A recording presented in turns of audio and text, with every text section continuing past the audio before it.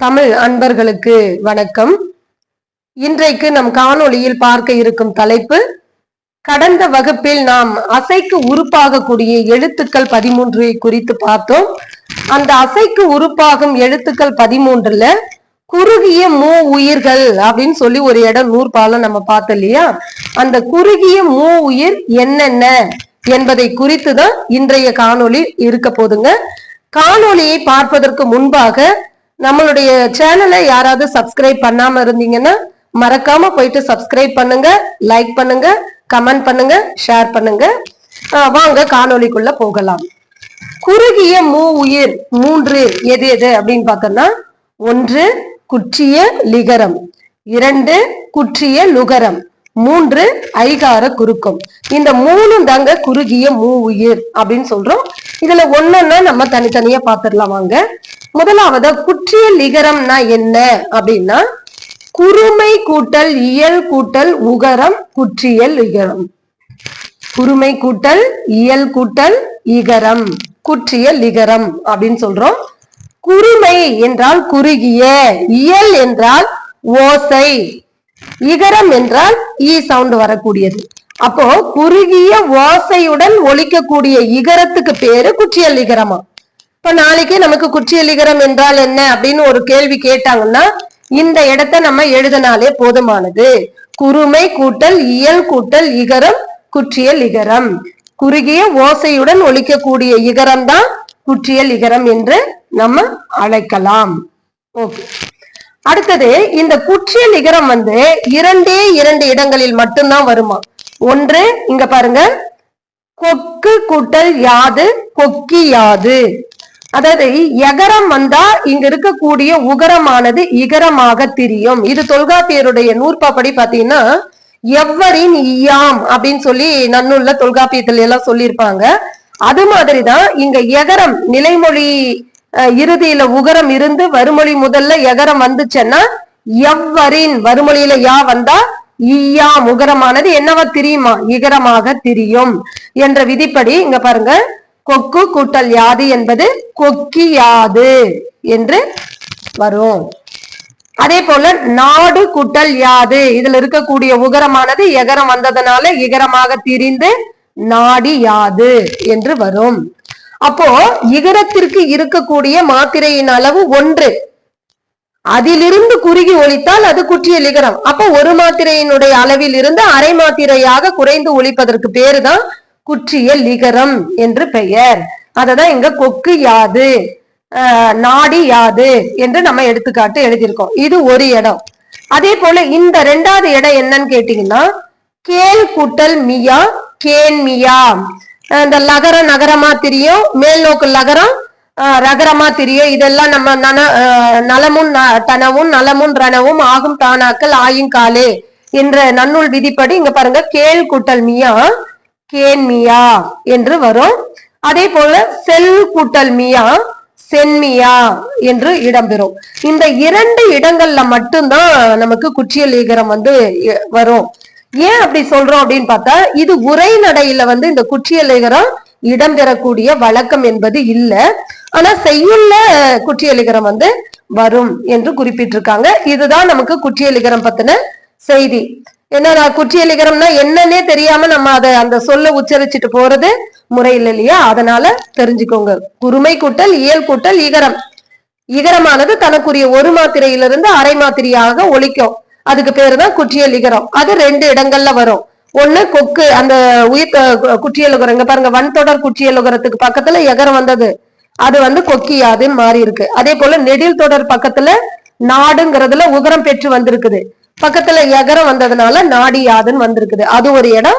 அதே போல இந்த கேன்மியா சென்மியா என்று வரக்கூடிய இந்த 2 இடங்கள்ல மட்டும்தான் குற்றிய லிகரம் வரும். சரி, அடுத்த 2வது என்னது, குற்றிய லுகரம்னு சொன்னோம். இது கொஞ்சம் விரிவானது, நல்ல விளக்கமாவே பார்க்கலாம் வாங்க.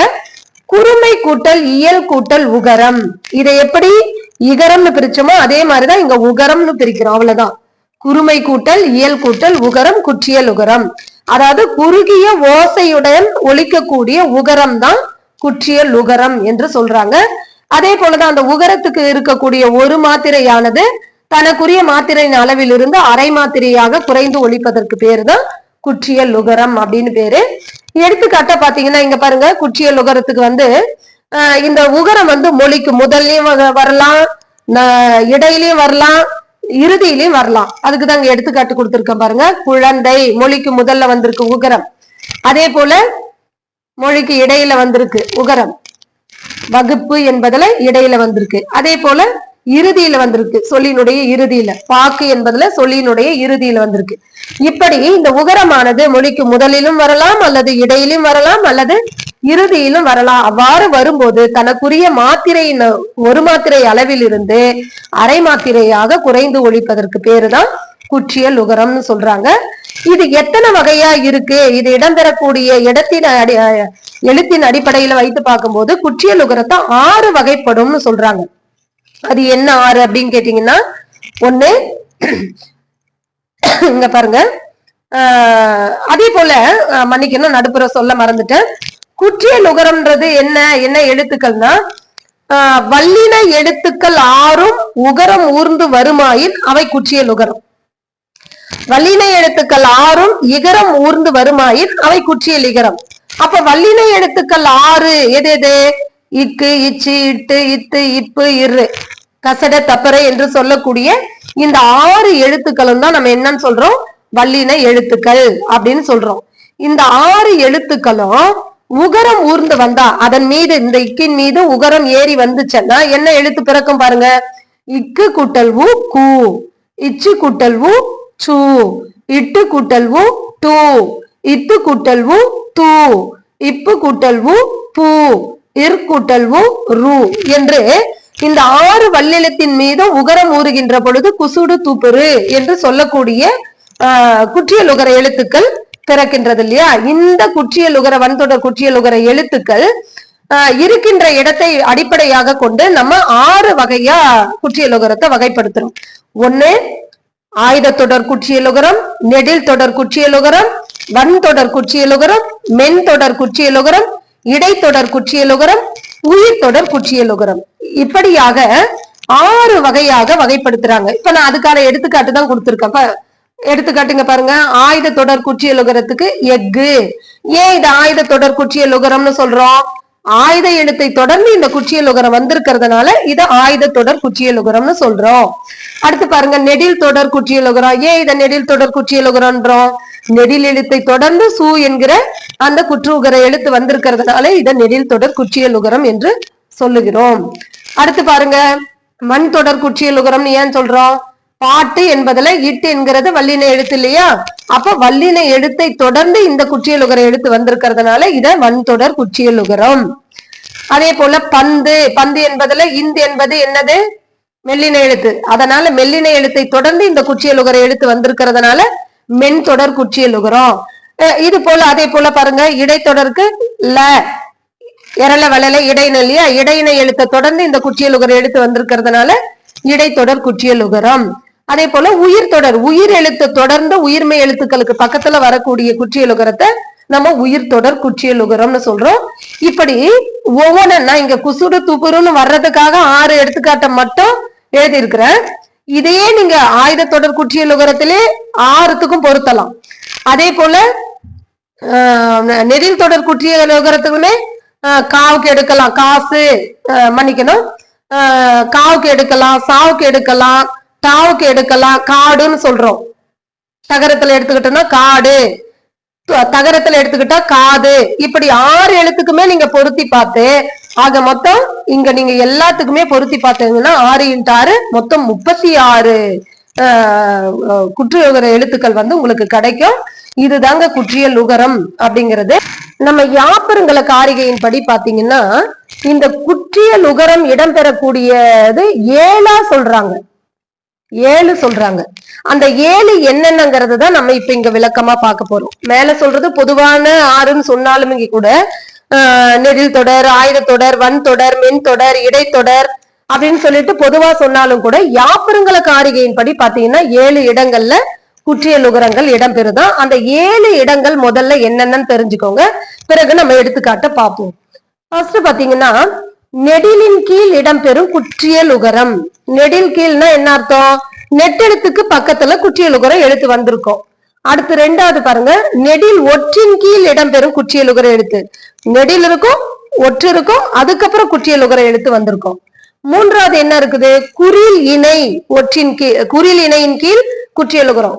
ரெண்டு குறில் இருக்கும், அதுக்கு பக்கத்துல குறில்னா இணைன்னா என்ன, ரெண்டு குறில், அதுக்கு பக்கத்துல குற்றியலுகர எழுத்து இடம்பெற்றிருக்கும். மூணாவது பாருங்க, குறில் இணை ஒற்றின் கீழ் குற்றியலுகரம். ரெண்டு குறியில் இருக்கும், பக்கத்துல ஒற்று இருக்கும், அதுக்கப்புறமா குற்றியலுகர எழுத்து இடம்பெற்றிருக்கும். ஐந்தாவது பாருங்க, குறில் நெடில் கீழ் குற்றியலுகர எழுத்து வர்றது. ஒரு குறியில் இருக்கும், ஒரு நெடில் இருக்கும், அதுக்கப்புறம் குற்றியலுகர எழுத்து வர்றது. ஆறாவது, குறில் நெடில் ஒற்றின் கீழ் குற்றியலுகரம் வர்றது. ஒரு குறியில் இருக்கும், ஒரு நெடில் இருக்கும், ஒற்று எழுத்து இருக்கும், அதுக்கு பக்கம் குற்றியலுகர எழுத்து இடம்பெறது. ஏழாவது பாருங்க, குறில் ஒற்றின் கீழ் குற்றியலுகரம் வர்றது. ஒரு குறியில் இருக்கும், பக்கத்துல ஒற்று எழுத்து இருக்கும், அதுக்கப்புறம் குற்றியலுகர எழுத்து வர்றது. இப்படி 7 அடிப்படையில குற்றியலுகர இடம் பெறுவதாக நம்ம யாப்பருங்கல காரிகையில சொல்லி இருக்கிறாங்க. இப்ப எடுத்துக்காட்ட பாத்துடலாம் வாங்க. இந்த 7 அடிப்படையில நெடிலின் கீழ் அப்படின்னு சொல்லும் போது நம்ம என்ன சொன்னோம், நெட்டெழுத்துக்கு பக்கத்துல இங்க வந்திருக்கா பாருங்க, பாகு நெட்டெழுத்துக்கு பக்கத்துல குற்றியலுகரம் வந்திருக்கு பாரு. மாசு நெட்டெழுத்துக்கு பக்கத்துல சு என்கிற குற்றியலுகர எழுத்து வந்திருக்கு பாருங்க. இந்த சொல்லப்பட்டிருக்கக்கூடிய விதிக்கு பக்கத்துல குசுடு துப்புருன்ற 6 எழுத்துக்களும் இடம்பெற்று வரும். அதுதான் அது, சரிங்களா? பாருங்க, பாடு நெடில தொடர்ந்து டூ என்கிற குற்றியலுகரம் வந்திருக்கு பாருங்க. காது கான்ற நெடில தொடர்ந்து தூ என்கிற குற்றியலுகர எழுத்து வந்திருக்கு பாருங்க. அடுத்து ஆறு ஆண்கிற நெடில தொடர்ந்து ரூங்கிற குற்றியலுகர எழுத்து வந்திருக்கு பாருங்க. அப்போ நெடிலை தொடர்ந்து 6 அந்த வல்லின எழுத்துக்கள் 6மே என்ன இருக்கு, உகரம் ஊர்ந்து வந்திருக்கிறது. எல்லாத்துக்குமே இப்படிதான் ஆறும். அதே போல நெடில் ஒற்றின் கீழ், அப்ப நெடில் ஒற்றின் கீழ்னா என்ன இருக்கணும், ஒரு நெட்டு எழுத்து இருக்கணும், ஒரு ஒற்று எழுத்து இருக்கணும், பக்கத்துல என்ன இருக்கணும், குற்றியலுகர எழுத்து இருக்கணும். எல்லாத்துலயும் பாருங்க, நெட்டெழுத்து, ஒற்றெழுத்து, குற்றியலுகரம். நாக்கு, காற்று, காட்டு, காத்து, காப்பு, காற்று, எல்லாத்துலயுமே ஒரு நெடில் இருக்கு, ஒரு ஒற்று இருக்கு, பக்கத்துல குற்றியலுகர எழுத்து வந்திருக்கு. அதே போல பாருங்க, இங்க குறில் இணை கீழ் வரக்கூடிய குற்றியலுகரம்னு சொல்றோம். குறில் இணைன்னா என்ன, பேரா இருக்கும், குறில் வந்து பேரா இருக்கும், 2 குறியில் இருக்கும், பக்கத்துல குற்றியலுகரம். பாருங்க, வரகு, முரசு, குருடு, மருது, துரபு, கவரு, எல்லாமே பாருங்க 2 குறியில் இருக்குது, பக்கத்துல குற்றியலுகர எழுத்து வந்திருக்கு. அடுத்தது 4வது என்னது, குறில் இணை ஒற்றின் கீழ்.